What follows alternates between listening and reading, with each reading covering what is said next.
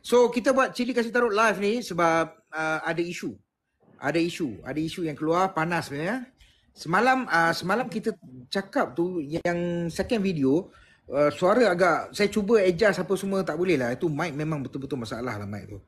Jadi mic tu suara kita bunyi macam kartun apa semua. So apa saya buat adalah kita cakap balik pasal tu. Kita ulas sikit je pasal UMNO. Baiklah. Hari ni yang tuan-tuan yang marah ni dekat 150 orang sikit lah, orang tak ramai. Mereka tak minat kita ni, tak tahulah macam mana. Tak ramai. Mereka share pun tak mau. Share lah kawan-kawan. Share lah. Share. Rafiq memang kawan ada. Saya ni ada. Share. Dia macam ni. Bawah 200 orang cukup makan Polda. Bawah 200 cukup makan Polda. Betul lah bawah 200. Tadi tu menteri, timbalan menteri kata kan. Yang dia bukan tak cakap tadi. Dia cakap bulan 7. Tapi tak lama sangat kan. Bawah 200 mana hilang ni? Rafiq? Abang Rafiq? Hilang ke? Bang? Asal kau pause ni? Aku ada kat sini. Itulah terkejut. Baik, apa nama dia? Semalam kita cakap ahli parlimen daripada UMNO ke, daripada PKR ke, Amanah ke, kalau ada ni lah ni. Kalau ada ni, boleh buat apa-apa something lah sekarang. Okay. Lepas tu kita cakap apa jadi bos sekarang. Apa jadi kat negara kita, apa yang sedang kita alami sekarang, kesusahan dengan restoran tutup. Tadi saya tengok ada dekat TikTok tu ada satu restoran tutup. Lepak Cafe, kesian 2 tahun dah berniaga. Dia tutup, dia tak boleh nak cope dah. Kontrak dah habis, dia kata goodbye. Last dia letak tu, dia kata dia tak boleh tahan. Terima kasih Madanun. Bang Salim, selamat malam. Ya, Don Pablo, yes. Apa nama dia, ini Don Pablo ni kunyit bagi juga ni. Bukan Don Pablo? Kau geng kunyit Jadi sekarang ni bila jadi apa nama dia ini, apa masalah yang kamu hadapi semua hari ni adalah kerana semata-mata UMNO bersama dengan cikgu, anak murid kepada cikgu tu adalah bersama dengan kerajaan sekarang. Tuan Rafiq? Saya punya view simple aja. Daripada semalam saya dah bagi tahu dengan Salim. Salim ada menyatakan kalau ini adalah masa yang paling sesuai untuk ahli-ahli parlimen, wakil-wakil rakyat, member parlimen, ahli Dewan Rakyat yang mewakili UMNO untuk melakukan tarik support atau hilang kepercayaan kepada PM dan juga mungkin untuk memilih Perdana Menteri yang baru ataupun untuk sebenarnya tidak menyokong mana-mana usul atau dasar ataupun perbahasan yang dibawa oleh pihak kerajaan. Semasa kita berbincang semalam, jawapan saya pun jelas. Saya gelakkan saja. Sebab pada saya, semua tidur. Dalam UMNO sekarang ni, memang hanya akan ikut kata Presiden saja, Salim. Presiden punya power. Apa yang dia pegang korang punya? Apa dia pegang? Dia pegang apa? Apa yang dia pegang? Aku nak tahu juga. Saya tidak ada keyakinan. Macam saya nyatakan semalam, saya tidak ada keyakinan bahawa mereka-mereka yang menjadi ahli parlimen bagi UMNO akan melakukan apa-apa.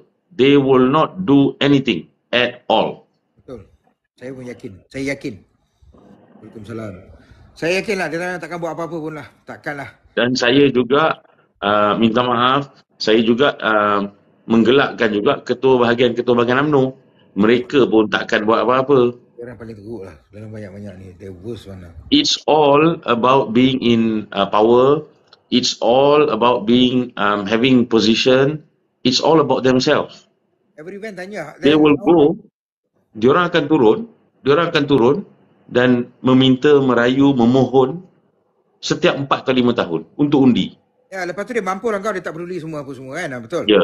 Okay. So, kepada yang dengar hari ini dan kepada yang dengar di luar sana, pilih lagi. Kalau pilih akan jadi macam ni lah.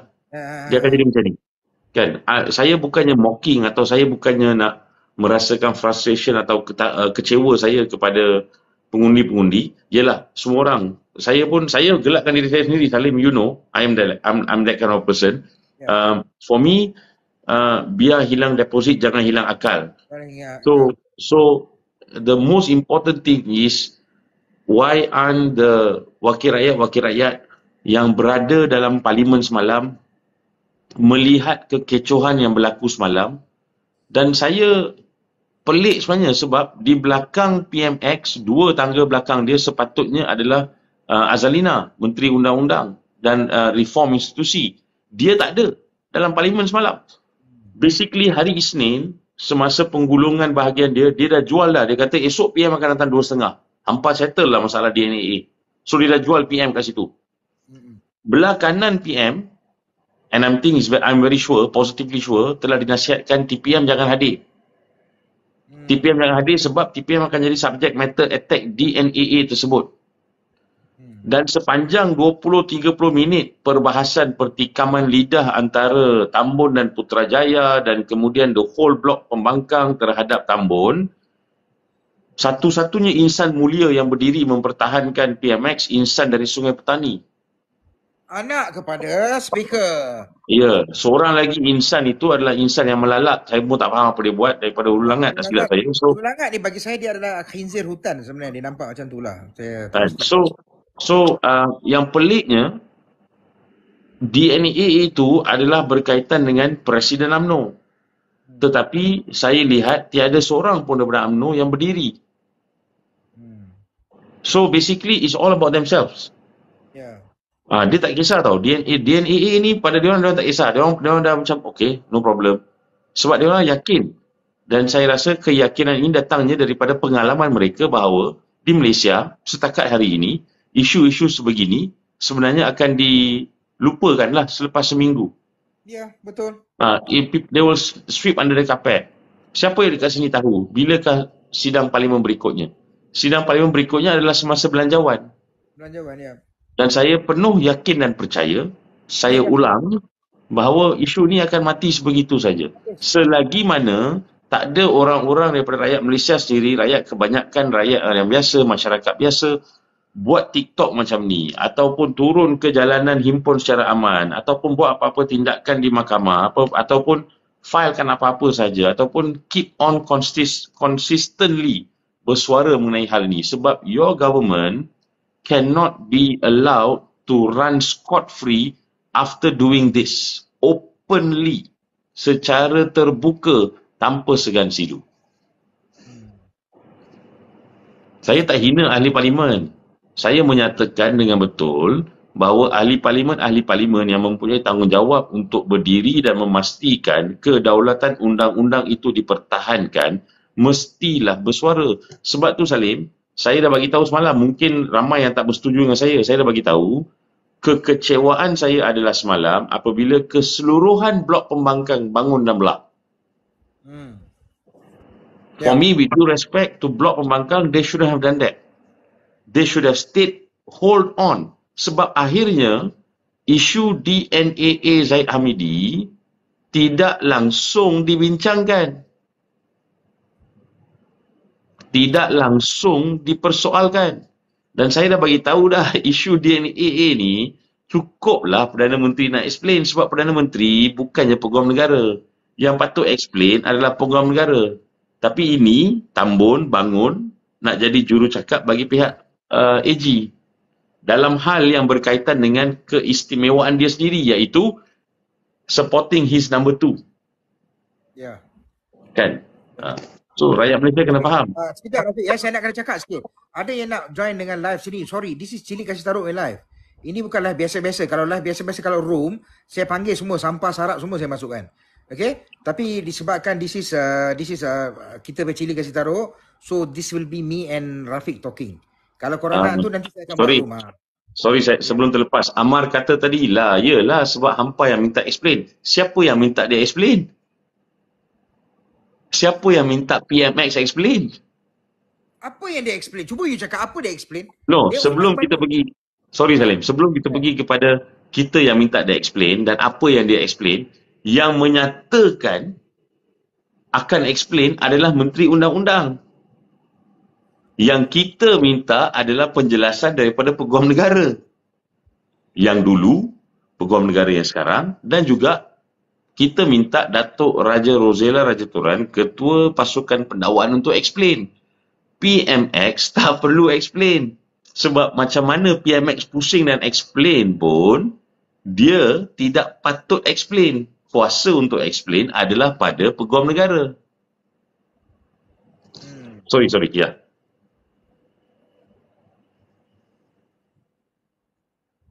Umar Haris Zabidi dia kata, Salim kurangkan bercakap sekejap, rasa Rafiq cakap lebih relevan untuk dengar.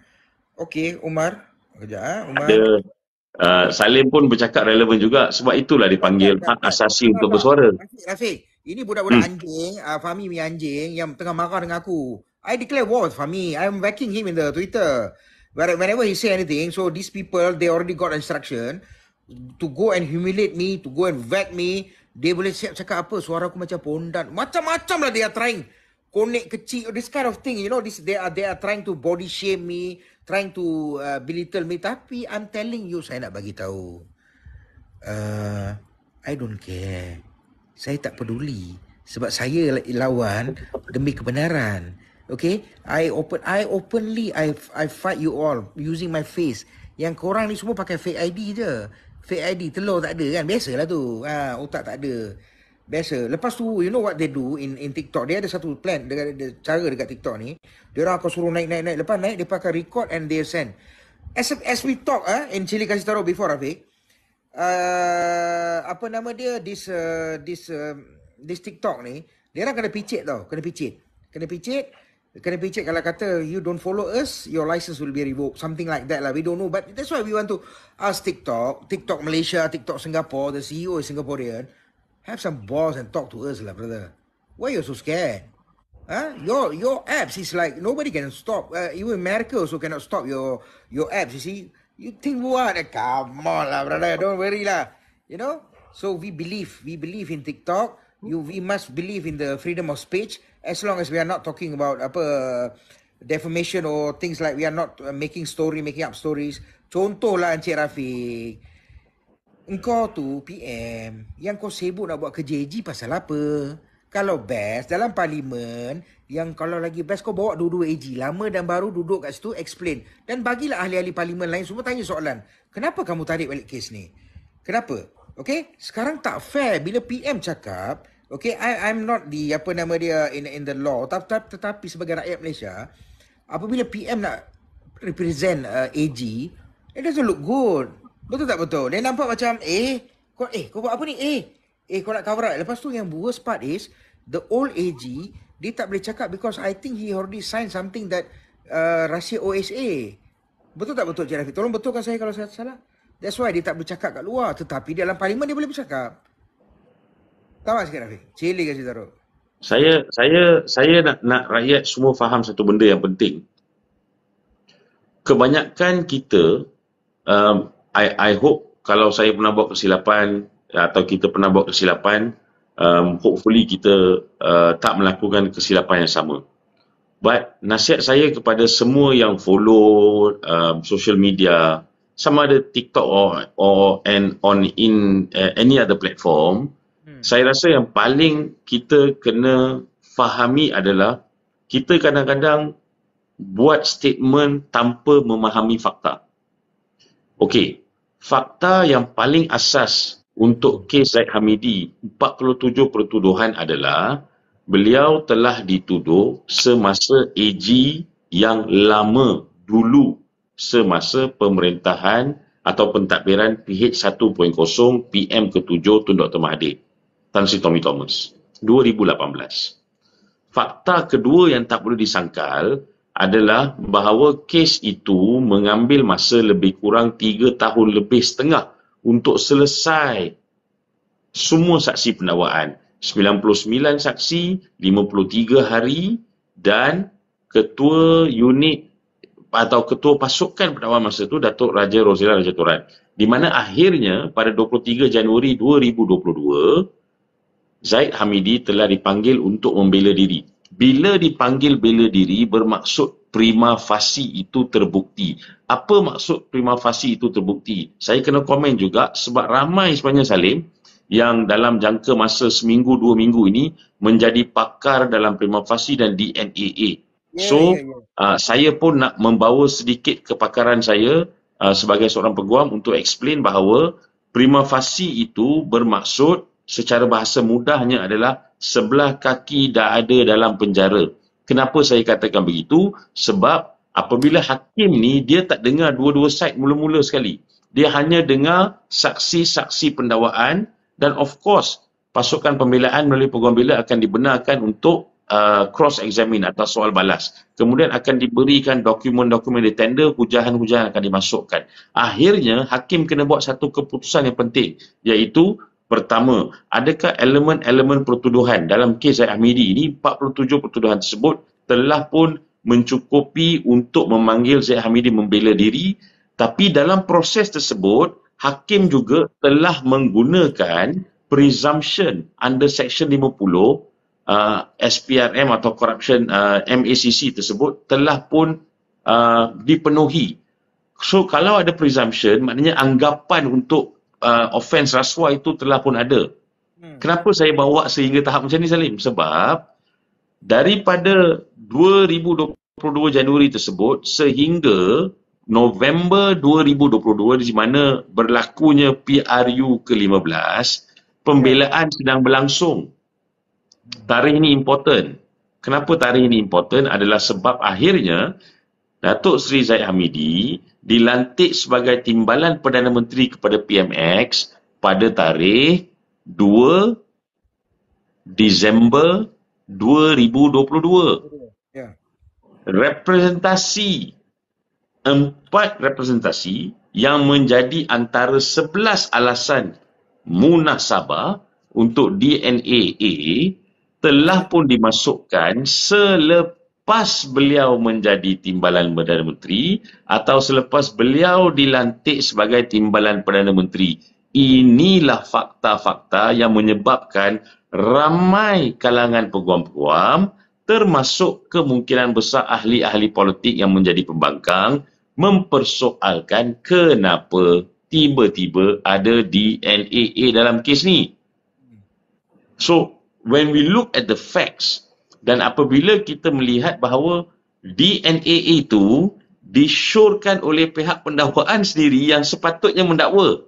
Ingat, bila prima facie, tugas DPP dah selesai basically. So, dia dah bawa saksi, dia dah bawa dokumen, dia dah buat hujahan, mahkamah bersetuju. Yes, kes ni ada. You kena bela diri Zaid Hamidi. So, maknanya, roles tu reverse tau. DPP tu pula akan soal balas. Bawalah saksi berapa banyak mana pun oleh Zaid Hamidi. Dan dalam kes dia dah 15 saksi. So bila dah 15 saksi, maknanya ada lagi saksi akan dipanggil dan sebagainya. Tapi pada setiap saksi-saksi tersebut, DPP akan tanya soalan, akan cross-examine untuk mempertahankan kes dia tu. So ya, betul. Saya setuju bahawa kuasa AG ada untuk tarik balik 1453. Tetapi yang menjadi persoalannya adalah how fast representasi dan how fast kes ini tiba-tiba accelerate selepas tertuduh dilantik sebagai TPM. Ya, TPM, betul. So it's a valid question. Yep. Dan question inilah yang sepatutnya, tarikh-tarikh inilah, flow-flow inilah yang sepatutnya ditanyakan kepada PMX semalam. Tetapi kita pun tahu berlaku diversion besar semalam. Saya yakin. Kan, sangkaan jahat dan sebagainya akhirnya menyebabkan, seperti mana saya nyatakan tadi, rasa saya tak puas hati sikit. Sepatutnya the whole blok pembangkang should have stayed on. That's my view, Salim. Salim, you mungkin ada view lain. You kata tak betul. kan? Kita ada sembang tadi. Saya nak minta lah ahli-ahli parlimen, Perikatan Nasional, KJ pun minta benda yang sama dalam keluar sekejap, ya. Koma jadilah cerdik sikit. Tanyalah soalan-soalan yang tepat, ya. Tanya soalan-soalan macam mana tadi Rafiq cakap. Tanya soalan yang begitu, sebegitu kau tanya. Kalau betul ni, kenapa masa dilantik sebagai TPM pada 2 hari bulan Disember, lepas tu tiba-tiba keluar surat rap letter tu, 4 muka surat. Berapa 4 ke 4? 200 muka surat 200 muka surat. 200 muka surat. Dengan 11 alasan tu, dia bagi apa semua, rupa-rupanya dia nak tarik balik. Come on lah. Ini lepas tu Anwar kau cakap Saya nak cakap sikit je Rafiq ya. Dan kepada walanjing-walanjing bubuk munafik berkunyit, dia buat antara AG lama dengan AG baru, bercuti AG lama, AG baru akan report. So dia bebaskan 2 hari sebelum AG baru report. So dia nak blame the old AG. Kenapa? Sebab AG lama dia tak boleh bercakap kat luar sebab dia dah sign OSA. Dia ada dokumen yang dia sign which is OSA. Tadi ada satu fake ID yang tak ada muka, dia bagi tahu. Oh, dah explain dekat parlimen. Samalah cerita dia. Dia kata LCS ni dah masuk dekat parlimen. Dah settle lah semua dah. Mana ada settle LCS? Rakyat Malaysia, please listen to us. LCS punya case, dia dah sapu masuk bawah kapet. Sapu masuk, tutup. Habis. Ni aku cakap ni. Kalau korang nak saman ke apa, lantak. Aku tak kisah. Okay? Tak cukup dengan LCS. Company sama Boston Holding apa semua. Dijual syarikat, dijual dia punya pegangan dalam Boston Plantation kepada KLK. Kepung Plantation KLK, Kuala Lumpur Plantation, something like that, KLK company tu. Sorry, ada gangguan sikit. Okay, jadi aku nak buat DND kenapa? Sorry. Salim pause kejap. Sorry Salim. Saya minat ada seorang kata, actually ada seorang yang komen tadi, saya lupa nama dia kata kuasa AG, full stop. Betul. Saya tak menafikan at this point of time ada kuasa AG. Walaupun saya berpandangan bahawa discretion atau body bicara AG ni is dalam bahasa undang-undang dia amenable to judicial review seperti mana kes Sundaraju dulu, tapi itu mungkin for a different topic. Saya setuju bahawa ianya kuasa AG full stop. That should have been the answer by PMX in parliament. Itu kuasa AG full stop. Tapi bila dia mula explain, oh AG tu datang bincang dengan saya minta kalau boleh selepas pulai, you have started to open the floodgates, dan you sebenarnya masalah paling besar adalah you tak boleh senyap.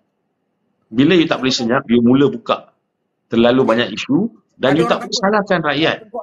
You tak boleh salahkan rakyat bila rakyat mula mempersoalkan why this has happened at this point of time.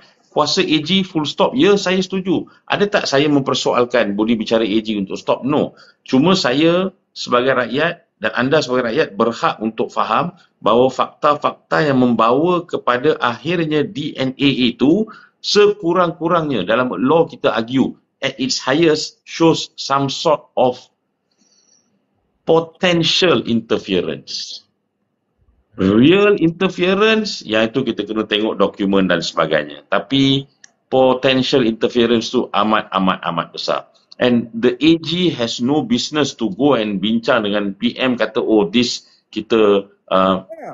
pelik kan? You know, dia pelik ni sebab AG yang dikatakan berjumpa dengan PMX ni adalah AG yang sama di bawah PM8 dan PM9 yang decided that no, I'm going to proceed. Come what may, I'm going to proceed. Dan tiba-tiba dia dapat this spark of consciousness dan decide untuk buat DNA tersebut. Very suspicious. And the funny part is, I feel guilty that I think that this was not right, so I think we have to take out. Itu macam mau bikin kalau saya berapa kali mau ulang. Saya ulang. Muhyiddin boleh guna tu lah, dia boleh tarik. Kasih lepas, dia boleh bebas, steady. Dia boleh jadi PM terus. Jangan tipu lah, please lah. Jangan ampak nak tipu siapa, geli lah. Saya mau tanya je Rafiq. Siapa bayar gaji AG Gaji AG.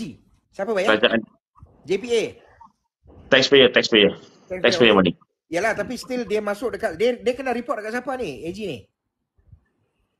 AG dia sebenarnya, Salim, dia tak report pada siapa. Dia ada perlembagaan, bawa perlembagaan, dia sebenarnya paling berkuasa lah. Dia boleh sebenarnya dakwa siapa-siapa saja. But it comes under AGC, eventually it will fall under JPM jugalah. But they don't serve the Prime Minister. Sepatutnya any AG should not be serving the Prime Minister. The law is done when the Prime Minister, if they because I think all the Prime Minister before this, they never use this. Suddenly now, we have a doubt as a Malaysian, kenapa tiba-tiba AG yang sama, dia kata sekarang ni, tak boleh lah, ini nak kena kasi bebas ni, salah ni, tak betul ni. Aku tak boleh lah. Dia sekarang ni kau nak lepaskan dia sebab pertuduhan tu salah ke? You nak lepaskan dia sebab you nak tambah lagi hukuman ke? So inilah bila PM jawapan you tengok seolah-olah dia kata Zahid tidak bersalah. AGC ni, AGC dia ada dua role utama. AGC dia ada dua role utama. Tengok dia bagi kita gift lah bos. Thank you. AGC ada dua role utama. Peguam negara dua role utama. Pertamanya dia merupakan public prosecutor. Kedua dia merupakan sebenarnya the Attorney General. Bila dia jadi public prosecutor, bila dia jadi public prosecutor atau pendakwa raya, dia merupakan peguam untuk kita semua rakyat Malaysia. The society punya lawyer. Tapi bila dia pegang topi sebagai Attorney General, dia merupakan penasihat nombor 1 Kerajaan Malaysia, penasihat nombor 1 Kabinet, dan juga penasihat dalam undang-undang sivil, dan juga pada masa yang sama drafting dan sebagainya undang-undang antarabangsa di mewakili Malaysia juga. Peranan AG dalam sistem perlembagaan boleh tengok di bawah perkara 145 Perlembagaan Persekutuan. Tadi ada orang tanya berkenaan dengan DNAA Syahidan Kasim. Minta maaf saya tak boleh jawab secara 100% sure sebab saya tak ada akses kepada fail tu, but saya difahamkan melalui pembacaan bahawa orang yang buat laporan atau aduan tersebut telah tarik balik report. Sekiranya itu adalah betul, dan selalunya dalam kes-kes jenayah seksual atau pertuduhan-pertuduhan melibatkan jenayah seksual, pihak yang mengadu kalau dia tarik balik report itu merupakan red flag besar bahawa kemungkinan perkara itu tidak berlaku, atau kedua kemungkinan family sama suka nak selesaikan masalah, ataupun ketiga yang paling penting adalah ada settlement yang melibatkan family, dan family tak nak bawa benda ni ke hadapan. Ini adalah selalunya dalam kaitan kes-kes yang 376 rogol, 354 gangguan seksual dan sebagainya. Tapi please, I am really not sure sama ada itu berlaku dalam kes Arau ke tidak, tetapi from my reading, I believe it was so. So tak, dia macam ni, bila dia cakap kenapa Arau boleh, kenapa dia boleh lepas, kenapa Musa Aman boleh lepas, jadi kalau Musa Aman itu semua boleh lepas, Anwar pun bagi lepas lah. Balik-balik dia cakap benda yang sama, maknanya kalau dia orang boleh main belakang, aku pun boleh main belakang. Itulah cerita dia. Faham tak faham? Two wrongs doesn't make a right. Exactly. And two wrongs doesn't make a right. As I said in the Cili Kasih Taruh yesterday, you are shown that you are the most compassionate man. Kau ni orang yang berkeadilan, orang yang akan buat kerja yang dengan begitu telus, tidak akan buat ganggu gugat dalam takkan campur tangan dalam kata orang tidak akan campur tangan dalam judiciary atau apa saja dalam AG ke apa ke. It doesn't look like that. Salim mana dah otak, mana dah kau ada patah ke laut. Dia ada satu kes tau Salim, dulu. Ada beberapa kes, tapi yang famous antaranya adalah kes yang kita semua yang kalau lawyer semua boleh tanya kawan-kawan yang pernah jadi lawyer atau yang jadi lawyer, atau mungkin Google pun boleh dapat. Long Samad against public prosecutor. Long Samad against public prosecutor merupakan satu kes di mana mahkamah memutuskan bahawa budi bicara dan juga peranan AG, keputusan AG tidak boleh dipersoalkan oleh mahkamah. Kenapa? Sebab itulah kita katakan bahawa the AG's decision or power is absolute. Dia menyeluruh, dia kuat. 1453 tu amat kuat. Dia nak tuduh, dia nak dakwa, dia nak teruskan, dia nak tarik balik, itu adalah kuasa AG. Seperti mana ada salah seorang rakan yang menonton kita kata absolute power dia. Betul, saya setuju. Tetapi dalam Long Samad tu juga, mahkamah menyatakan bahawa you don't come to courts untuk selesaikan, sebab court tak boleh nak campur dalam urusan AG, nak tuduh ke tak tuduh.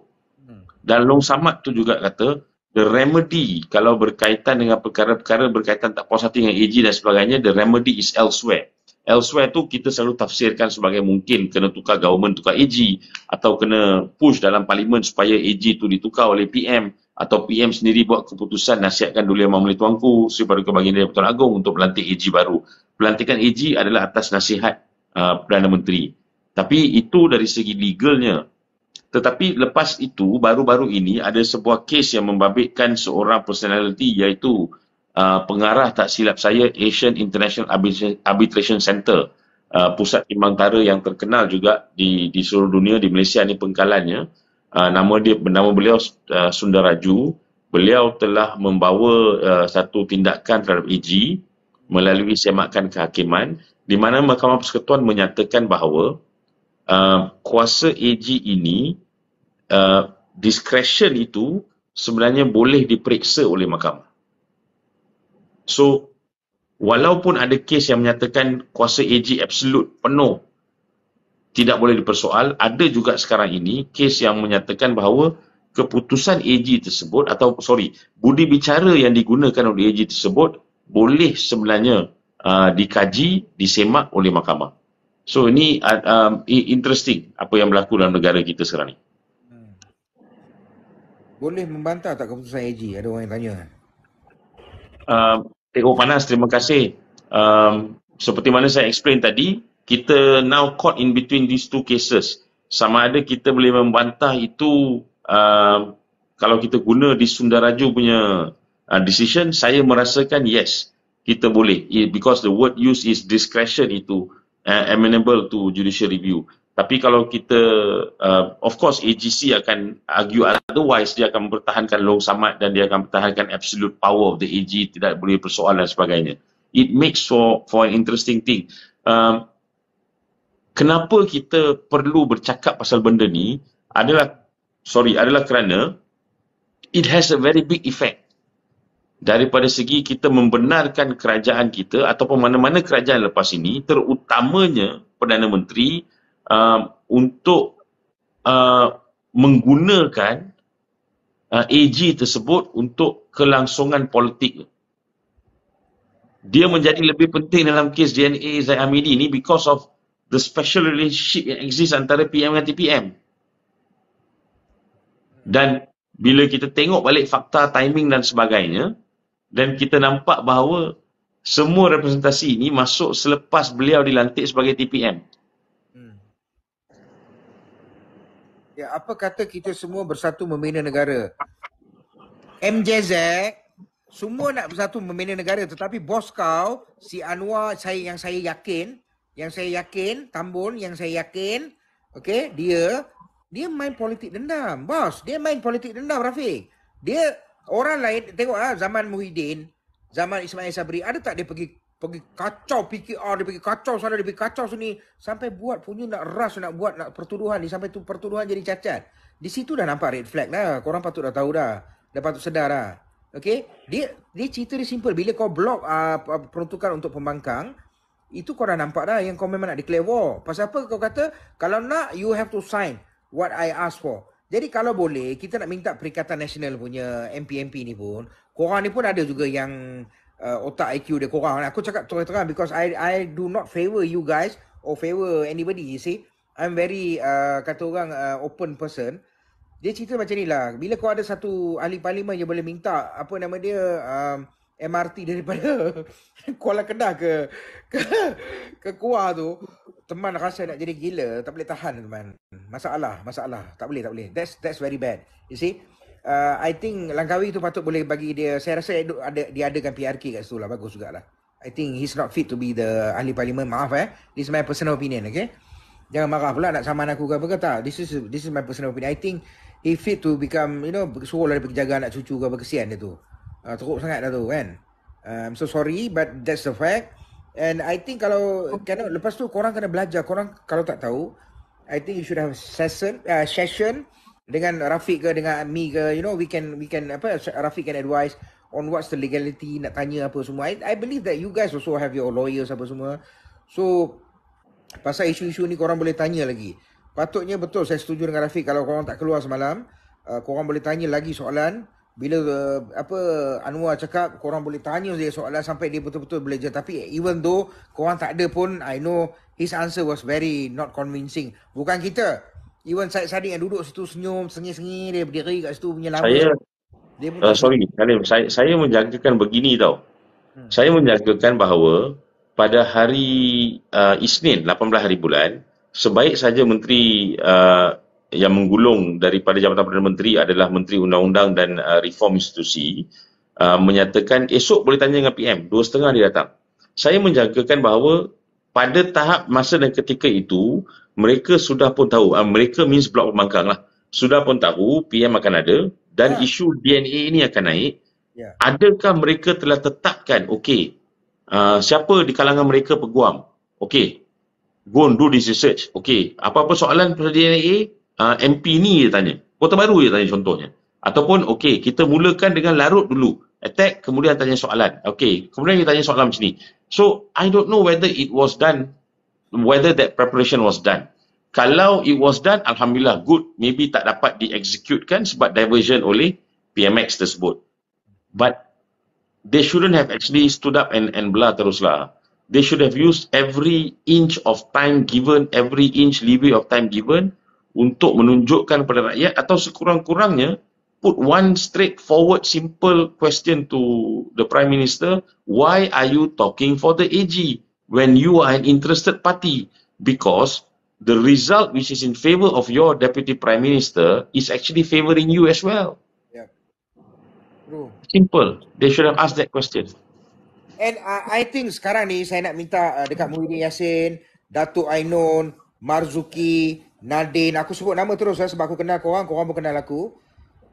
It's about time korang kena open lah. Sebab aku nampak dalam PN ni korang kena korang kena ambil NGO, korang kena ambil pejuang ke siapa-siapa saja, korang masukkan because you get more idea, the better.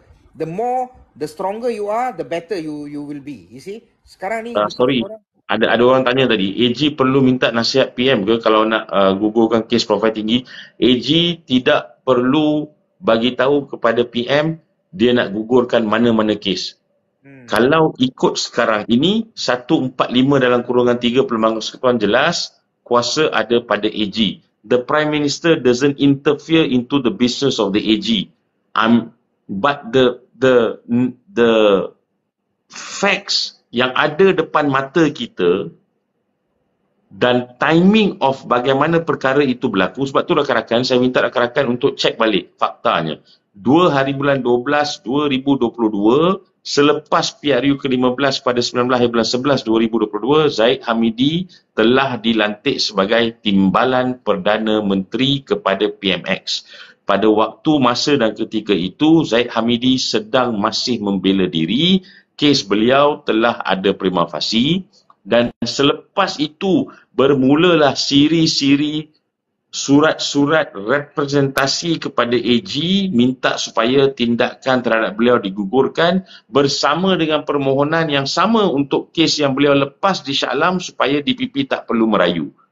Dan kalau anda semua perasan, baru 1 atau 2 bulan yang lepas, Zahid Hamidi semakin berani bila dia buat open statement kepada AGC. Cepatlah buat keputusan kepada representasi ni. Cepat buat keputusan.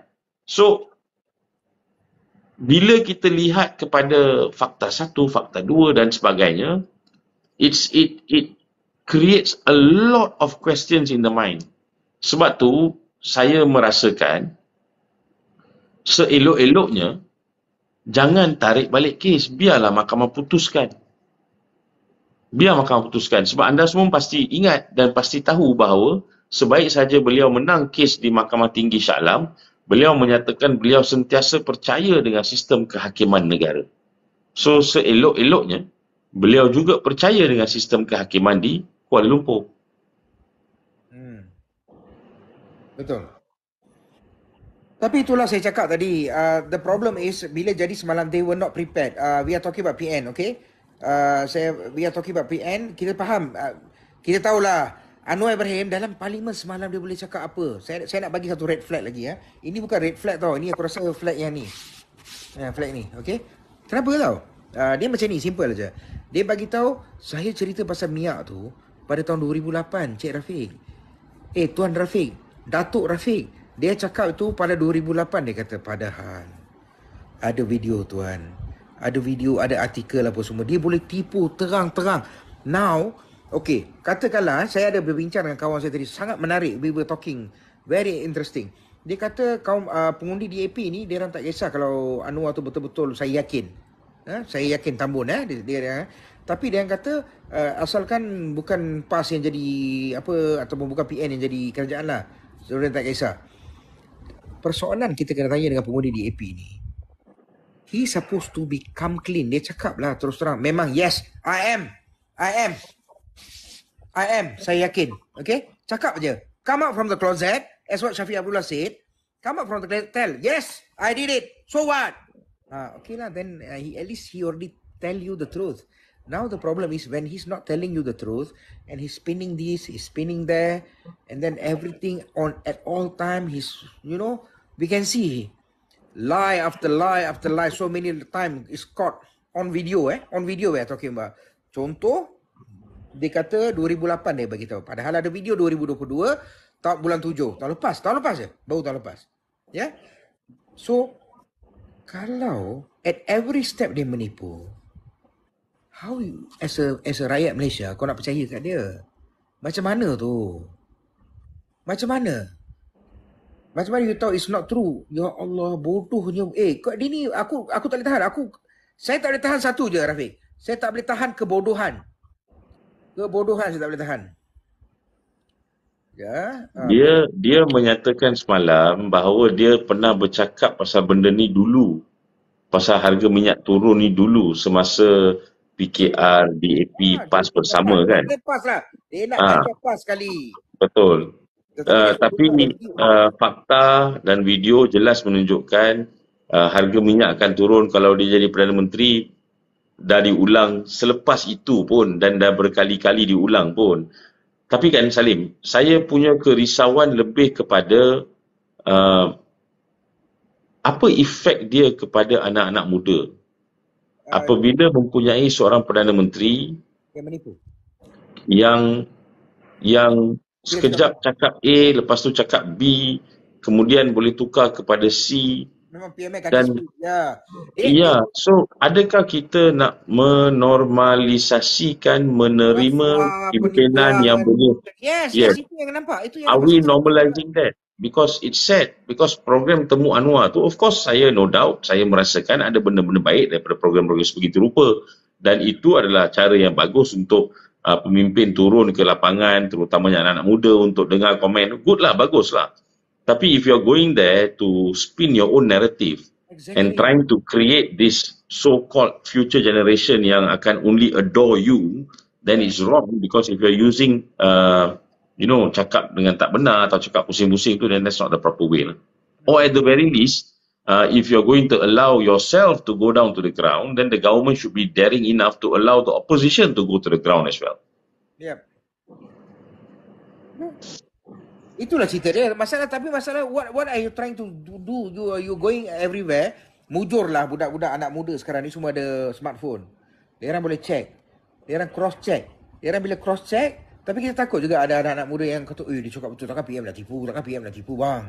Takkan. Kita tak pernah ada PM yang tipu caught red-handed menipu macam ni kan. Salim, Salim, rakan-rakan yang dengar, the fact still remains and you cannot delete history.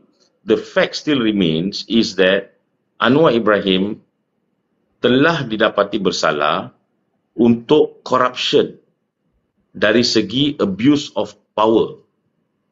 And these are the facts. Kepada anak-anak muda atau orang-orang muda sekarang ni yang tak dapat ingat atau mungkin tak ada lagi waktu kejadian itu berlaku dan penghakiman itu diturunkan, ini adalah berkaitan dengan Anwar Ibrahim semasa itu TPM 97-98 menggunakan kuasa sebagai TPM, telefon Bukit Aman, minta Bukit Aman untuk pastikan SD ataupun evidence yang dibawa oleh Umi Hafildah Salim kan? Ya, Umi Hafildah. Untuk dipastikan tak dibawa ke hadapan. So that's abuse, that's classic abuse of power lah. Sebagai TPM di telefon, you minta arahan untuk batalkan dan tarik balik dan sebagainya. So he was found guilty of that, dan itu dalam rekod memang dia salah. Kemudian case sodomy number 1, itu pun dia go through the whole system, the whole trial. Mahkamah Tinggi dapati dia bersalah, then of course on appeal, final appeal dia menang, tetapi paragraf tu dalam penghakiman mahkamah masih jelas, although we find that there's a tendency of homosexual activities but not enough to sustain a conviction. I need to get the exact line yang mahkamah berikan tu lah, tapi still that is there. Of course dilepas akhirnya, but that line is still there. And of course we know klasiknya Abang was Botak kata salah Saiful's fakta case. ni guys. Abang Botak, wow, salah fakta ni guys, Abang Yeah. Botak. So and then of course we know the second case where he got the pardon, but my view as a lawyer, and this is my opinion legally, you can get 1,000 pardons, but it does not delete that very act which was done. And that act which was done was actually found to have been done and committed by the highest court in this land. So you cannot change that. Okay, he got a pardon, tapi pada saya dari segi lawyer, pardon is a pardon, but pardon cannot clean slate you from not doing that offence at all. Faham tak? Perbuatan tu ada. Perbuatan tu cerita dia berlaku. macam ni. Menurut ni, Anwar adalah peliwat Saiful. Okey, mengikut itu mahkamah menjatuhkan hukuman bahawa Anwar telah meliwat Saiful kerana dijumpai 4 cm dalam dubur Saiful tu ada air mani Anwar dalam tu. Okey? Jadi disebabkan itu dan bersama dengan banyak-banyak bukti yang lain apa semua dengan CCTV yang ada, yang hadir apa semua, segala-galanya telah membuktikan. Kalau nak tengok tuan-tuan dan puan-puan, ulasan mengenai kes mengenai Anwar ni, ada video dalam YouTube Cili Kasih Taruh, ada Syafiq Abdullah punya video tu. Dekat situ dia menjelaskan lebih kurang apa betapa terangnya. Sekarang Salim, your fans are requesting you to bawa naik Yang Mulia Raja Petra. Mau? Boleh? I'm okay. Raja Petra is okay, I'm okay. Yang Mulia Raja Petra, where are you? Come on. Where are you, sir? Mana Raja Petra ni? Come on, sir. Please request boleh? Baik, Yang Mulia, saya ulang. Yang Mulia, RPK, please go up. Please. Where are you? He must be somewhere tu. Alright. Assalamualaikum, Yang Mulia Raja Petra Kamarudin. How are you, sir? Waalaikumsalam. How are you, Raja Petra? Fine, thank you. I nak dengar je, tapi anyhow, very interesting conversation. Just for your information lah, if I may add some of my own input to your discussion. Please. Semasa perbicaraan Anwar Ibrahim, mulai tahun 99 all the way, saya masa tu pengarah kempen Bebaskan Anwar. Free Anwar Campaign Director. I was appointed that. And tugas saya hari-hari masuk mahkamah. Every day tugas saya masuk mahkamah. Dan saya masuk under the quota family because mahkamah penuh. So you kena, kadang-kadang you kena beratus subuh baru boleh nak masuk. And then even then no guarantee. So Rosli Ibrahim, Anwar's brother, brought me in under quota family so that I can be assured of two. So my job is to record everything that goes on in court. And after that, I kena duduk dengan the late Christopher Fernando dan bincang dengan Christopher Fernando the details. Ada a few points yang I tersilap. The late Chris Aris, very good lawyer, fantastic lawyer. Betul. Oh yeah. In fact, I like him a lot because he taught me a lot. So basically, I was under internship for that matter lah, under internship of Christopher Fernando because I have to write all the legal briefs tau. And then kadang-kadang bila dia orang nak buat appeal, bila dia nak ingat balik what was to, they go to Free Anwar Campaign website to refer balik untuk nak buat appeal dan sebagainya. And there were a few things lah. Misalnya saya duduk kat belakang tu saya dengar, dia kata, the evidence needs to be adduced in court. Saya tak faham. Saya dengar the evidence needs to be produced in court. And then I tulis. Then Christopher will call me dalam pukul 12 malam. He called me. He says, "Cool. I think you need to amend this. The evidence should be adduced, not produced." Oh, I say, okay. The technical word is adduce. So please change. So I change lah, adduce. So banyak I belajar dari Christopher on technical terms dan sebagainya. Walaupun I'm not a qualified lawyer or certified, but I can say lah apa ni on apa practical punya ni banyaklah dia didik I apa. Because I have to write the legal brief. If I write the legal brief, it's got to sound like a lawyer's punya ni kan. Betul. So anyhow, the point is, there was one, because the problem is Anwar had many lawyers, and sometimes we had a problem, lawyer dengan lawyer pun ada Isu. terri- Ada isu. territorial turf war lah, let's put it that way, turf war between lawyers dan sebagainya. So this is where a few things we found, and I feel maybe because of this turf war dan sebagainya, there was a bit of a chaos di antara Anwar punya legal team lah, you know. And I think one of the issues was Anwar was charged not under Anti-Corruption Act tau, yang kes yang you duk cerita tadi tu. Anwar was charged under Ordinance 22, if I'm not mistaken. Or is it Ordinance 20? Ordinance 22, which is correct. Correct me if I'm wrong, kan? And Ordinance 22 tu is a precursor kepada apa ni Anti-Corruption Act. Because Anti-Corruption Act ni is Act of Parliament.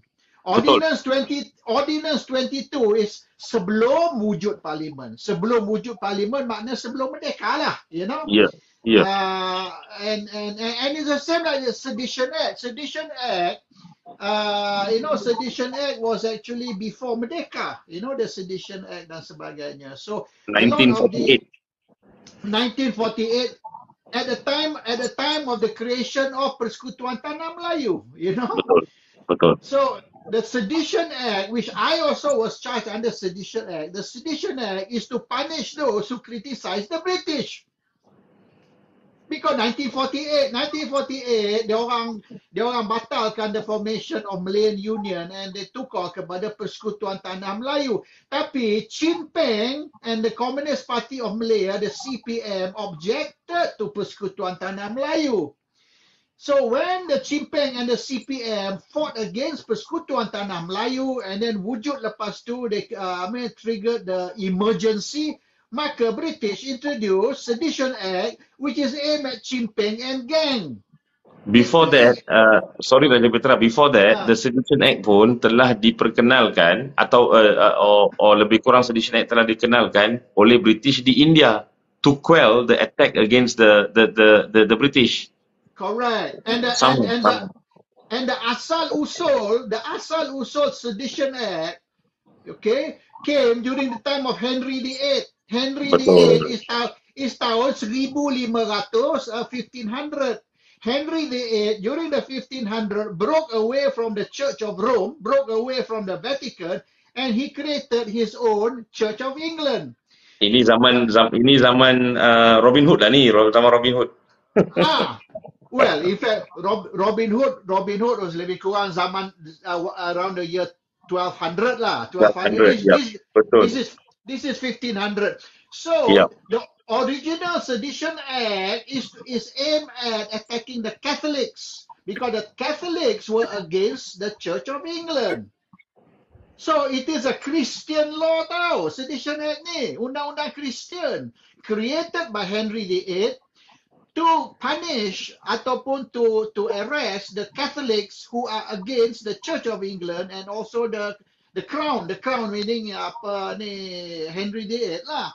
So anyhow, it was introduced in South Africa, it was introduced in India, and it was introduced in Hong Kong, and it was introduced in Malaya. Betul. So these are, you know, originally Sedition Act was against Catholics who opposed the Church of England. Then it became against the natives, South Africa by Hong Kong, by India, by Malaya, by against the natives who opposed the British. You see? So anyhow, the law that was used against Anwar, Ordinance 22, was actually a pre-Merdeka law. Padahal the Anti-Corruption Act sudah wujud. But the Attorney General decided to use the Ordinance 22 instead of the Anti-Corruption Act because the Ordinance 22 tu lebih ketat untuk nak kenakan Anwar. So because of the easy lah, kalau Ordinance 22 tu lagi senang kita nak hukum dia lah maknanya kan. So it was protested by Christopher Fernando. Why are you using Ordinance 22, a pre-Merdeka law, when we already have a new law under the Anti-Corruption Act? So the Attorney General's reply is up to him to decide which law to use. My choice. Kuasa saya yang menentukan. I can charge him under any law I want, which is technically correct lah. It is a prerogative of Attorney General. So that's the issue. Yeah. So that's the issue of salah guna kuasa tadi. Now, on yang you kata tadi itu Saiful tu, Anwar's lawyer, our Karpal Singh objected. They kata, why are you using this law to charge Anwar? Because that law says Anwar paksa Saiful. So in other words, kalau Anwar paksa Saiful, maknanya rogol. Yeah. Sex by force, rogol. Because dalam kes Saiful ni, he said, dalam kes Saiful ni is suka sama suka. 377B. Kalau suka sama suka, it should be a different law, not under this rogol law. And kedua-dua, Saiful dan Anwar sepatut di-charge sekali. Macam kes Dr. Munawar, ingat tak kes Dr. Munawar, and dalam kes his adopted brother tu, what's his name? Alamak, yang budak Sukma. Sukma Dora. You see, Sukma and Dr. Munawar Anis were charged. Yeah. And they were found guilty. And they orang kena penjara 6 bulan. Both kena penjara 6 bulan dekat Kajang. So they had to go to jail for 6 months in Kajang. Tapi kes Saiful ni, kenapa Saiful pun tak juga di-charge? Sebab ini kes suka sama suka. Bermaknanya, by Anwar's own lawyer's confession or admission, the act happened. It happened. Saya yakin Tambun adalah So what Karpal Singh is saying is it did happen.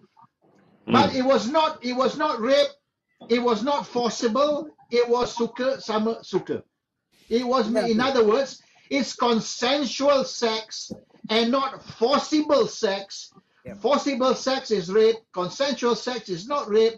So first of all, you should use another law, and secondly, both should be on trial together, not just Anwar alone. So benda tu lawyer dia sendiri beritahu mahkamah. So apa lagi kita nak argue? Ini bukan orang lain cakap, peguam dia sendiri yang buat pengakuan. Yeah. So that's all I wish to say about the matter lah. The issue of tadi tu, the first case was salah guna kuasa. On the ordinance. Under the ordinance, and the second case, of course, was yang kes Saiful. It is suka sama suka. And this is Karpal saying ini bukan musuh Anwar, ini lawyer Anwar. Lawyer Anwar, yeah. Kalau saya cakap saya bias, lawyer Anwar. And they actually argued by right this case should not be brought to this court. This case should be brought to the Sharia court. Remember? Ya, betul. Betul. Bermaknanya biar mahkamah syariah menentukan, sebab benda ni bukan, you see, if you bring this to this court, that means a crime has been committed. If you bring to Sharia court, it's not a crime under common law, it is only a crime under Islam. Bermaknanya dua orang yang adakan hubungan seks sejenis ataupun di luar nikah telah melakukan kesalahan di bawah undang-undang syariah. Yes. Like if I have sex with somebody's wife, it's got nothing to do with the common law court, It's nothing to do. This is a Sharia offense. Why you charge me in a common law court? I mean, if the fella's wife want to have sex with me, it's got nothing to do with the court, isn't it? Nothing to do with the civil courts lah, unless it becomes an offence otherwise lah. But I would also like to pick your brains on one aspect which ramai selalu, of course lah, ramai anak muda dan ramai penyokong pentaksub Anwar, they always go along the lines of Anwar tak mendapat full justice dan sebagainya. I think it's worthwhile to remind them that Anwar had the services of most of the top lawyers in the country at one point of time or another. Yes. Dia memang 11 lawyers. that's why he had 11. all the Ah, top lawyers he had with him. Betul tak abang? yeah. Can I add something? Both of Ah, you are superb. Okay, I nak add something. You guys forgot that ketika while Anwar punya trial with Saiful, when Saiful was about to give statement, what did Karpal Singh do? He asked for in camera kepada anak-anak Walanon, Walanjing, Dubuk Munafik Berkunyit, izinkan Abang Salim bercerita ya. Dia minta in camera, apabila in camera tidak boleh ada orang lain di dalam itu. Okey? Punyalah baik hakim, hakim benarkan. Betul Encik Rafiq? Hakim benarkan in camera. But most importantly, he didn't take the stand kan? He didn't He didn't take the witness stand. He didn't You take. see, We are talking about bila Saiful nak bagi keterangan, jadi Yeah. Saiful tunjuk aksi-aksi apa yang berlaku apa semua. Jadi Karpal telah minta untuk in camera. In camera ni apabila engkau tutup court tu hanya peguam bela, pendakwa raya, hakim dan tertuduh serta mangsa ada di dalam tu. Jadi orang that lain tak boleh means, ada. that means in camera, that means dia punya testimoni rahsia. Rahsia. Tidak, and benda ni in camera ni, kalau misalnya benda tu witness tu mungkin menghadapi threat untuk mungkin kalau tu dia dibunuh, you know, ataupun he's underage, the witness underage, so you nak maknanya because he's you know, not of the to age, kita nak rahsiakan testimony because kita nak rahsiakan identity dia. Yeah. Then, but in this case, you see, Anwar was given a choice to take a stand twice. Masa sodomi 1 dan sodomi 2, he was allowed to defend himself. Anwar refused to take the stand. He did Can we not just want- clarify? Sorry, can we just clarify for those who don't understand? You basically have three choices. If defense is called, first you can actually choose to remain silent, where most likely you'd be convicted 100%. Secondly, you take the witness stand, you give your testimony, and then you are open to be cross-examined by the DPP. Correct. And the third one is what Raja Petra is saying, which is you decided to stay in the dock and give a statement. Can you carry it from there on, Abang Raja Petra? Correct. So Anwar decided not to take the stand, but he chose to give his statement from the dock. And so which means when he gives his statement from the dock, he cannot be cross-examined. Betul. He cannot be cross-examined. So Anwar can say anything that he wants to say from the dock, but what he says cannot be challenged by the prosecutor. Yes. Okay?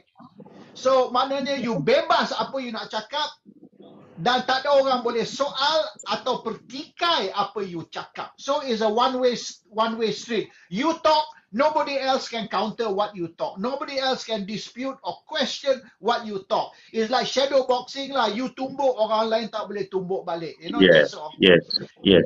But the point is, when he gave his statement from the dock, yeah, he did not address the charges. He did not address the allegation. Yeah.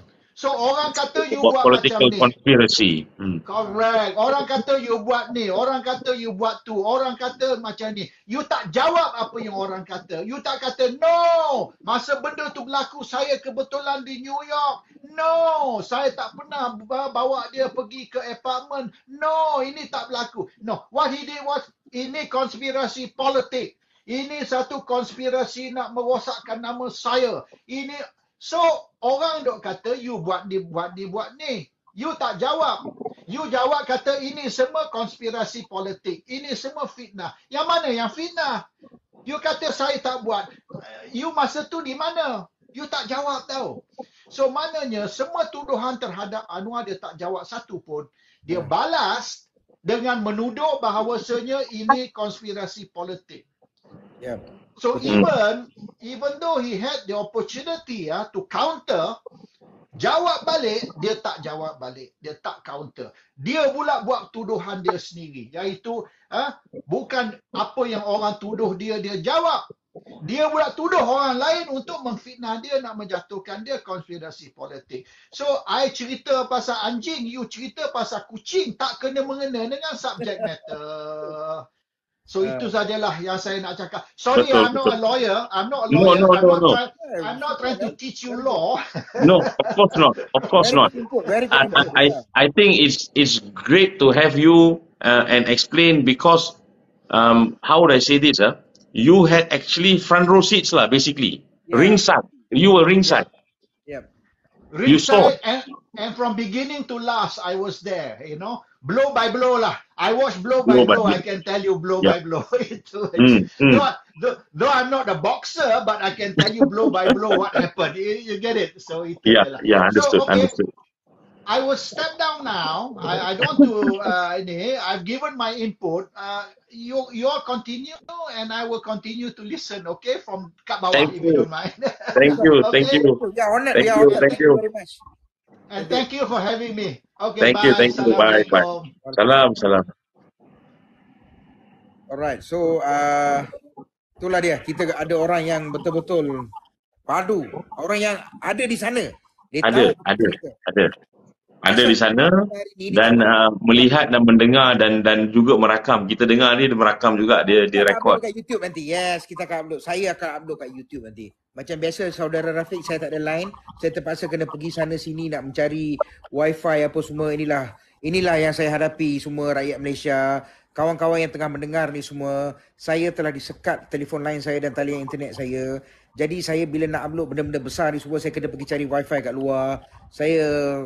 Saya tak apalah, saya redha saya hadapi ni. Cuma saya rasa sangat sedih lah bila dibuat macam ni kan. Ya. Ya, Encik Rafiq, ada apa-apa lagi yang kita mau taruh cili lagi? Saya rasa I fully believe dan saya juga percaya sesungguhnya bahawa sebagai rakyat Malaysia kita kena lebih matang lah. Kita kena bersandarkan lebih kepada fakta, bukan saja mengikuti orang-orang yang sebenarnya they were not there ataupun orang-orang yang sebenarnya tak bersandar kepada fakta. Sebab if we don't look at the facts, then we are making ourselves as fools. Faham tak Salim? Yeah. Sebab bila ada fakta, then you make your own decision. I'm not here to force you to say, oh see, what happened yesterday adalah sebenarnya diversion oleh Anwar. It might not have been a diversion. It could have been a total failure or abject failure by the by those in the opposition to actually stand their ground and stay inside, not to be bukan keluar dan juga biarkan Sadiq bersorang-sorangan dekat Dewan Rakyat. Mungkin juga macam tu. Tapi pada saya, kalau lihat kepada fakta kes dalam DNA Zaid Hamidi ni, for me there is something fishy. For me it reeks of executive interference, and more importantly for me, the timing of the representation letters, and also Anwar Ibrahim and everyone else keeps repeating this so-called memo yang bocor. Yeah. Memo yang bocor tu sebenarnya adalah memo dalaman yang kebiasaannya dihantar antara DPP dan juga pada bos-bos mereka untuk memberi pendapat whether we should charge, tak boleh charge, ataupun kalau ada perubahan pada charge dan sebagainya. You percaya ke memo tu betul? Saya macam tak berapa yakin lah memo ni. Let's okay, we cross that hurdle on first. Memo tu betul ke tidak? We do not know yet. Kedua, apa kesan dan efek memo tu? Kesan dan efek memo tu adalah pada 17/10/2018 seorang DPP, one single DPP merasakan bahawa tak cukup untuk tuduh Zaid Hamidi. Tetapi rakan-rakan, selepas itu pertuduhan diteruskan dan selepas itu 99 saksi dipanggil dan selepas itu 53 hari perbicaraan dan selepas itu pihak-pihak telah pun berhujah dan semasa proses 99 saksi pendakwan itu dipanggil, lawyer bagi pembelaan iaitu peguam bela telah dibenarkan untuk cross-examine. Ada orang tanya DPP tu apa? DPP tu Deputy Public Prosecutor, Timbalan Pendakwa Raya. Timbalan Pendakwa Raya. Ya. Timbalan Pendakwa Raya ni Timbalan Perdana Raya dia duduk bawah AG, iaitu Peguam Negara. Peguam Negara dia merupakan ketua kepada Jabatan Peguam Negara. Di bawah AG itu adalah ramai yang dikenali sebagai Timbalan Pendakwa Raya. Mereka inilah pendakwa raya yang hadir di setiap mahkamah. Mahkamah Tinggi, Mahkamah Rayuan, Mahkamah Persekutuan, Mahkamah Session, Mahkamah Magistrate. Dan mereka ini jugalah yang akan hadir untuk menjadi peguam bagi uh, menuduh dan juga meneruskan prosiding terhadap mana-mana orang yang dituduh. So apabila seorang DPP, seorang TPR memberi pendapat pada 17/10/2018 bahawa sebenarnya elemen-elemen pertuduhan terhadap Zahid Hamidi tidak boleh ditahankan atau tidak boleh dipertahankan, selepas itu telah dituduh, selepas itu perbicaraan berjalan, selepas itu pembelaan dibenarkan cross-examine saksi-saksi pendakwaan dan hakim telah dapati pada 23 hari bulan Januari 2023, 4 tahun, 3 tahun setengah selepas memo dalaman tersebut, bahawa keterangan mencukupi untuk Zahid Hamidi dipanggil bela diri, bermaksud elemen-elemen pertuduhan 47 pertuduhan itu telah pun dipenuhi. Maka secara automatiknya gugur teruslah semua alasan dalam memo yang bocor tersebut.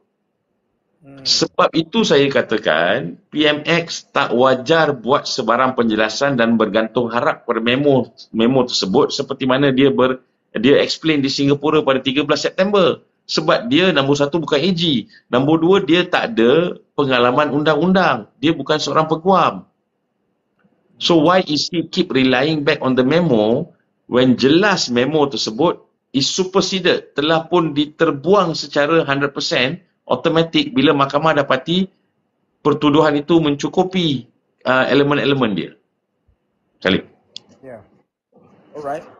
So apa nama dia, saya nak update sikit yang terbaru ni saya dengar ada dalam WhatsApp group lah, ada cerita apa jual tanah dan aset padanan bumi untuk dapat fund cover hutang dan losses. UAM Sunrise pun apa nak jual tanah tu Nan Bumi Company, Melati Ehsan, adalah macam-macam cerita ni yang keluar ni kan. KL Kepong dah start pembeli Boston Plantation. Lepas tu Sam Dabi pun nak jual Ramsey Sam Dabi. Sam Dabi you tahu kan? Used to be Subang Jaya Medical Center tu, semua ada Ramsey Sam Dabi. So I tak tahulah, banyak benda-benda yang pelik-pelik sedang berlaku. Waalaikumsalam Mr. Tyson. Ya, yang bagi salam kita jawab Waalaikumsalam. Kepada walanjing-walanjing yang dubuk-dubuk munafik berkunyit, saya tahu kamu semua sangat sakit hati apabila keluar fakta-fakta daripada lawyer, daripada Yang Mulia Raja Petra dan apa nama dia, saya kasih taruh cili ni. You see, I pun ada experience banyak pasal Anwar ni. So that's why I berani cakap. This fella is asal apa Sanusi cakap tu betul. Asal buka mulutnya mohong. Itulah dia. Itulah cerita dia kan. Jadi kita dah cerita ni pasal AG, kita dah cerita dah cover dah pasal apa semua. Tetapi persoalan dia Rafiq, dia berbalik-balik kepada ahli parlimen UMNO. Ahli parlimen UMNO yang saya kenal, saya kasihi. Korang masih duduk kat situ. Korang tengok macam-macam ni. Ramsey, Sam Dabi. Sekejap. Sekejap. UMNO. UMNO. UMNO terus Aziz Bihan. Oh, Aziz Bihan. Thank you, sir. Thank you very much. Aziz. Aziz Bihan. Ini macam anak saudara aku je ni. Assalamualaikum semua. Alhamdulillah, terima kasih bagi fakta. Ya. MB Sanusi tahu. Nanti kita akan upload. Saya nak minta tolong pada kawan-kawan semua. Ya, Rafiq izinkan saya. Tolonglah promokan kita punya YouTube Cili Kasih Taruh. Oh, thank you Azfaizat. Ya, okey, naik kuda. Alright, tolong bagi tahu, tolong sebarkan YouTube Cili Kasih Taruh. Okey, sebab dalam tu ada banyak fakta, banyak yang boleh kita share dengan orang-orang semua. Oh, Rafiq jadi cowboy. Tu dia cowboy Mamu. Bendi dua. Lain macam Bendi dua ni. Bendi dua kasih taruh. Thank you. Terima kasih. Thank you. Alright, okay. Terima kasih lah yang bagi give semua. Ya, thank you semua. Terima kasih banyak. Tapi itulah, kami ada di sini untuk nak share dengan rakyat Malaysia. Because kita sangat susah hati lah dengan apa yang berlaku ni.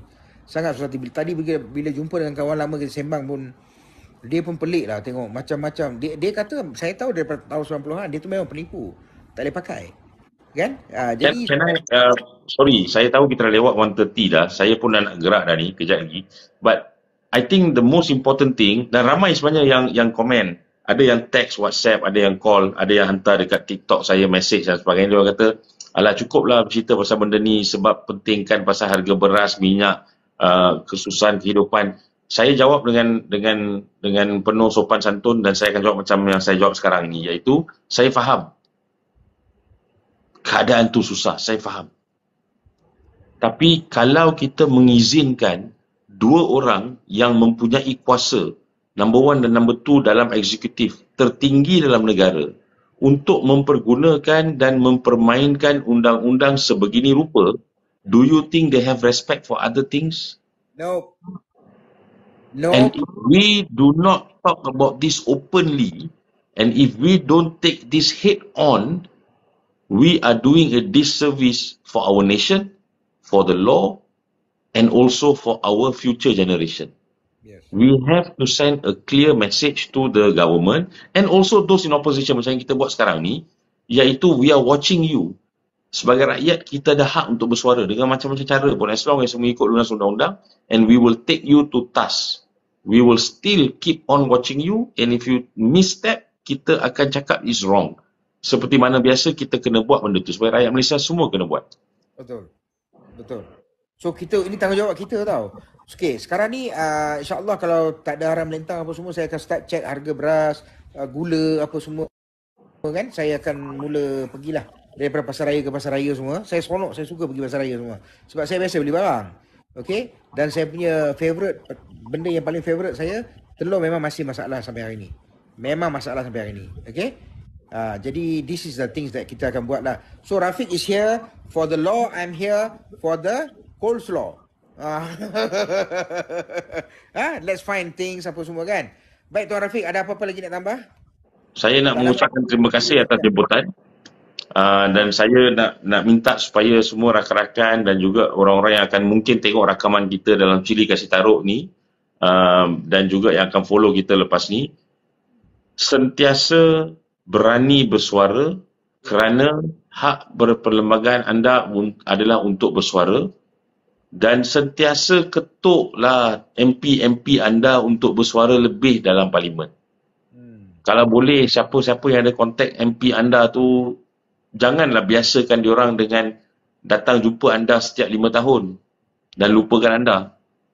Kalau anda tahu jadual dia turun kat kawasan, pergi cari dia kat pasar malam tu, pergi cari dia kat pasar tu, pergi cari dia kat kedai tu, pergi cari dia kat padang tu. Bagi tahu dengan dia, hari tu masa bincang pasal DNA Zaid tu, kenapa you tak berdiri?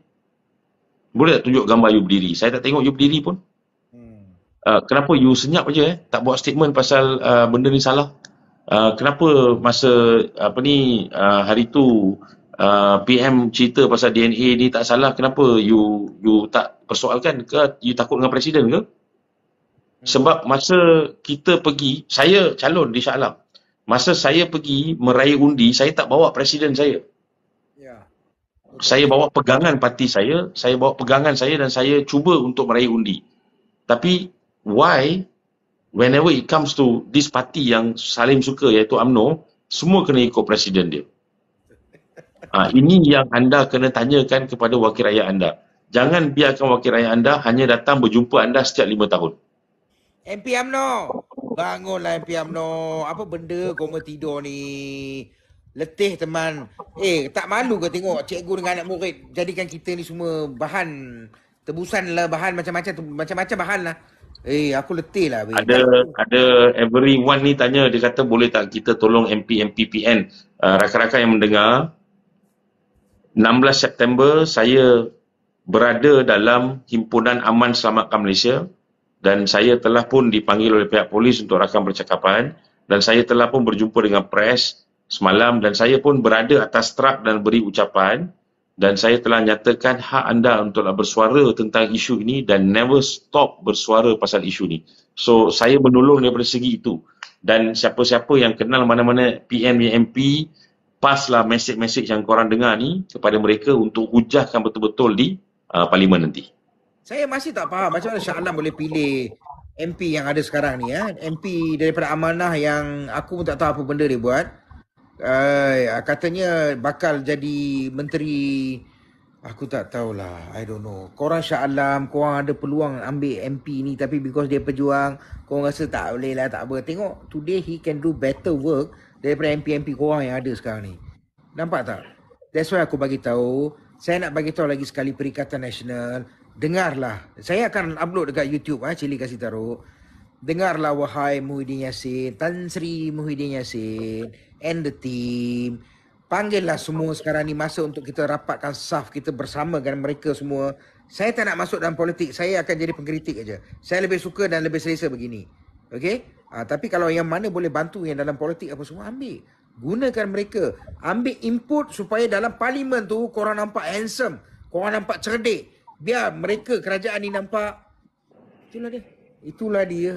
Itulah yang kita ada hari ni. Saya yakin Tambun adalah Tut. Ya. Ada apa-apa lagi Encik Rafiq kita nak tambah?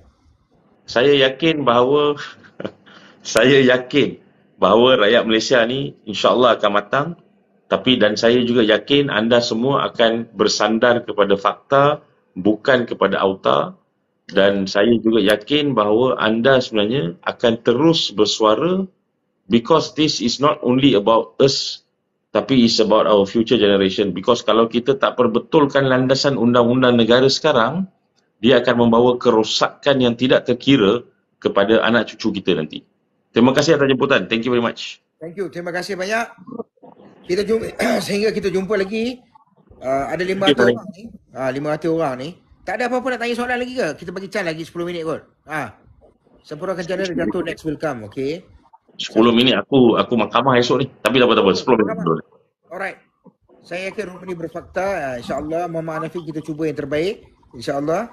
That's why partner kena ada partner yang bagus. Bukan cari partner yang macam ahli parlimen Shah Alam tu. Allah Akbar. Aku tak kenal siapa dia tu. Sonok orang Shah Alam. Best. Korang bangga tak Shah Alam? Shah Alam. Hai Shah Alam. Saya Kota Damansara Shah Alam. Shah Alam. Ampai. Jangan kata macam tu kat Shah Alam. Tolong. You orang Shah Alam tu lah. Saya yakin dah tiada soalan. Saya tiada soalan. Okay. Alright. Terima kasih semua kalau macam tu. Sehingga kita jumpa lagi di lain masa. Jangan lupa Cili kasih taruh dan tolonglah share kita punya YouTube Cili kasih taruh tu. Share lah tolong ya. Tolong share dekat semua orang. Bagi semua orang especially yang belah-belah Perikatan Nasional ni apa semua, ataupun yang rakyat kebanyakan yang tidak suka dengan kerajaan apa yang kerajaan sekarang buat ni, tolong share, because info ni bila sampai lagi ramai orang, maka lebih ramai orang berketahuan atau berpengetahuan tentang apa yang berlaku di Malaysia. Okey, di negara kita tercinta. Saya sangat cintakan negara saya. Sama juga Rafiq pun cintakan negara dia. Okey, kita semua cintakan negara kita. Saya benci Anwar Ibrahim. Kejap. Kita akan rekod benda ni kan? Dah rekod dah, tengah rekod dah ni. Tengah rekod, kita akan upload kan? Yes. Oh, so saya kena buat satu announcement yang besar ni. Yes, silakan. Kepada semua pentasuk-pentasuk Anwar Ibrahim dan yang benci kami, saya rakyat Malaysia. Walaupun muka saya kelihatan seperti warga negara yang bukan rakyat Malaysia, tapi saya rakyat Malaysia. Percayalah. Terima kasih. Alright. Assalamualaikum semua. Thank you very much. Jangan hilang akal. Sehingga yes. Thank you. Assalamualaikum. Assalamualaikum. Take care. Terima kasih taruh. Bye.